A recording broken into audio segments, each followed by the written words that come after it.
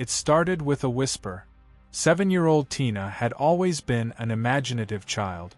Her parents often found her talking to herself in hushed tones, giggling at invisible companions or scolding them for spilling imaginary juice on the carpet. They didn't think much of it. After all, most kids have imaginary friends. But Tina's was different. She called him Mr. Smiles. "Mr. Smiles is so funny," she would say, clutching her stuffed rabbit tightly as she bounced on the bed. "He tells me secrets no one else knows." Her mother, Nancy, smiled indulgently but felt a faint unease whenever Tina mentioned him. There was something off about the way her daughter described him. His wide, toothy grin that never went away, his cold hands that tickled her neck when they played hide-and-seek, and how he only came out after dark. Still, Nancy chalked it up to childhood imagination and tried not to dwell on it. But then things began to change. One night, Nancy tucked Tina into bed and kissed her goodnight. The house was quiet except for the soft hum of the ceiling fan spinning lazily above them. As she turned off the light, Tina whispered, "Mommy, can you leave the door open? Mr. Smiles doesn't like closed doors." Nancy hesitated. "Tina, there's nothing in your room but you and Mr. Whiskers," she said, gesturing to the stuffed rabbit. "You don't need to be afraid." Tina shook her head, her wide eyes reflecting the dim hallway light. "It's not me who's afraid, Mommy. It's him." A chill ran down Nancy's spine, but she forced a smile. "Okay, sweetie. I'll leave the door open." As she walked away, she couldn't shake the feeling that someone, or something, was watching her from the shadows of Tina's room. Days passed, and Tina grew quieter. She stopped playing outside with the neighborhood kids and spent more time alone in her room, drawing pictures that made Nancy's stomach twist. One showed a tall, lanky figure with jagged teeth and hollow eyes standing over a small girl. Another depicted the same creature holding hands with Tina under a blood-red moon. "Who's this?" Nancy asked one evening, pointing to the ominous figure. "That's Mr. Smiles," Tina replied matter-of-factly. "He says we're best friends forever." Nancy decided it was time to put an end to this nonsense. That night, she sat Tina down and told her firmly, "There's no such thing as Mr. Smiles, honey. He's just pretend. You don't need to talk to him anymore." For a moment, Tina looked stricken, as if Nancy had just told her Santa Claus wasn't real. Then her expression hardened. "You're wrong," she said quietly. "He's real. And he's mad at you." The next morning, Nancy woke up to find claw marks etched into the wall outside Tina's bedroom. They were deep, almost gouged into the plaster, and they trailed downward like something had dragged its fingers along the surface.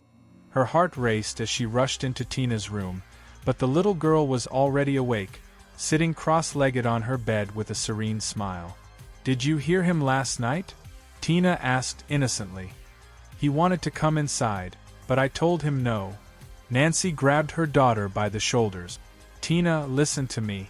Whatever you think is happening, it's not real. You need to stop pretending."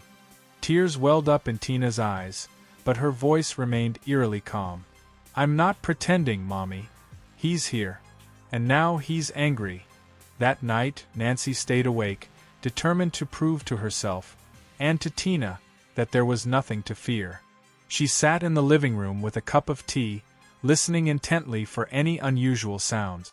Hours passed, and the house remained silent.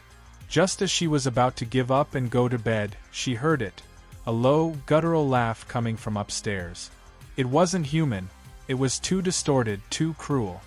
Her breath caught in her throat as she crept toward the staircase, gripping the railing tightly.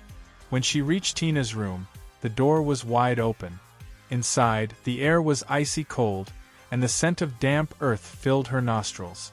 Tina was asleep in her bed, clutching Mr. Whiskers close to her chest.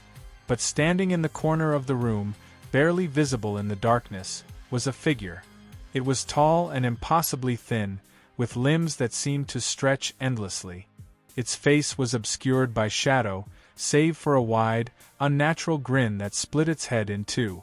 Rows of sharp, jagged teeth glinted in the moonlight streaming through the window. And its eyes, they weren't eyes at all, just empty voids that seemed to suck the light out of the room. Nancy screamed, backing away as the creature tilted its head, studying her with an eerie curiosity. It took a step forward, its movements jerky and unnatural, and let out another bone-chilling laugh. "No!" Nancy shouted, grabbing a lamp from the bedside table and hurling it at the thing. The bulb shattered, casting shards of glass across the floor, but the creature didn't flinch. Instead, it reached out a long, bony hand and pointed directly at her. "She lied to me," it rasped, its voice like nails scraping against metal. "Now I'll take her instead." Before Nancy could react, the creature lunged toward Tina, who woke with a start and began screaming. Nancy dove for her daughter, pulling her out of bed and shielding her with her body.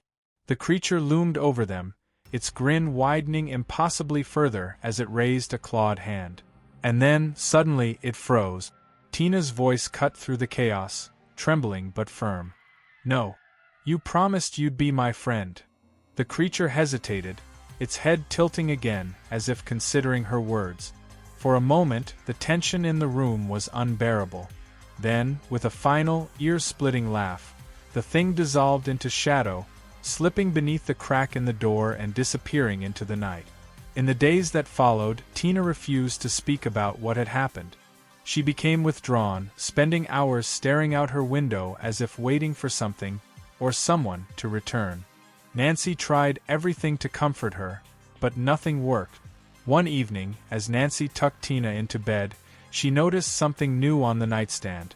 A crude drawing of the creature, holding hands with Tina under the same blood-red moon. At the bottom of the page, written in shaky block letters, were 3 words. "He'll be back."